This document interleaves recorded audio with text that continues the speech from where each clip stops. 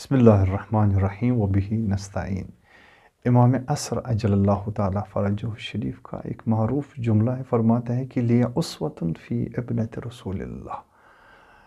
امام وقت فرماتے ہیں کہ میرے لیے اگر میری زندگی کا کوئی رول ماڈل ہے اور جو نظم و ضبط میں آئندہ اپنی حکومت کے لیے، اپنے معاشرے کے لیے ڈیسائیڈ کرتا ہوں، تو وہ رول ماڈل میرے لیے میری جدہ حضرت زہرا سلام اللہ علیہا ہے۔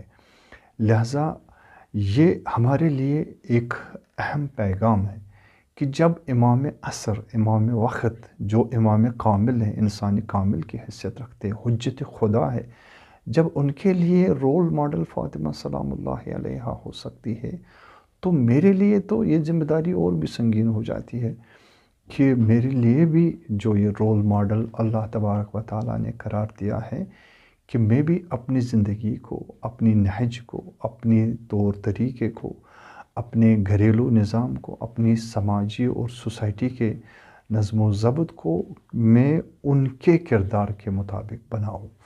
لہٰذا ایام فاطمیہ جو شروع ہو رہے ہیں، ایام فاطمیہ میں ہمارا عہد ہونا چاہیے، ایک وقت کے امام کے ساتھ، دوسرا بی بی دو عالم حضرت زہرا سلام اللہ علیہا کے ساتھ، کہ یہ عہد کے ایام ہیں۔ ان عہد کے ایام میں ہماری ایک کمٹمنٹ جو ہوگی وہ یہی ہونی چاہیے کہ کس طرح سے میں اس کردار کو، اس عظیم سیرت کو اپنی زندگی میں عملی کر سکوں۔ اس کے لیے کچھ چیزوں کی ہمیں رعایت کرنی ہوگی۔ ایک کہ وہ چیزیں جو ان کو ناپسند ہیں وہ ہمیں بھی ناپسند ہونی چاہیے۔ اگر ان کو کسی چیز سے نفرت ہے تو مجھے بھی ان چیزوں سے نفرت ہونی چاہیے۔ جو چیزیں انہیں پسند ہے وہ ہمیں بھی پسند ہونی چاہیے۔ قرآن انہیں پسند ہے، انفاق انہیں پسند ہے، مولا کی ولایت انہیں پسند ہے، راہ حق میں مزاحمت اور استقامت کرنا پسند ہے، کسی کے سامنے جھکنا پسند نہیں ہے تو مجھے بھی نہیں ہونا چاہیے۔ اسی طرح سے اللہ کی بارگاہ میں عبادت کرنا پسند ہے، وہ طرز زندگی انہیں پسند ہے جو اللہ کو پسند ہو، تو میرے لیے بھی ویسا ہی ہونا چاہیے۔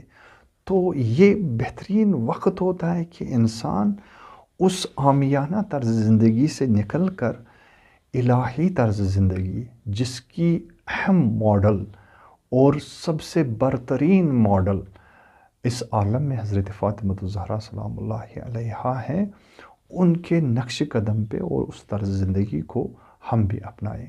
تو اگر ان کی پسند قرآن ہے تو میری پسند بھی قرآن ہونا چاہیے۔ اگر ان کی پسند جو ہے انفاق کرنا ہے فی سبیل اللہ تو میرا بھی ایسا ہونا چاہیے۔ ان کا طرز زندگی الہی ہے تو میرا بھی وہی ہونا چاہیے۔ میرا طرز زندگی ہندوؤں کا کیوں ہو، میرا طرز زندگی یہودیوں کا کیوں ہو، میرا طرز زندگی مادی کیوں ہو۔ لہٰذا اس بی بی نے اس دنیا میں آ کے مادیت اور معنویت کو ایک ساتھ جوڑ دیا۔ اس مادی دنیا میں کس طرح سے معنوی پرواز کی جا سکتی ہے، آج ہمیں اس کی ضرورت ہے۔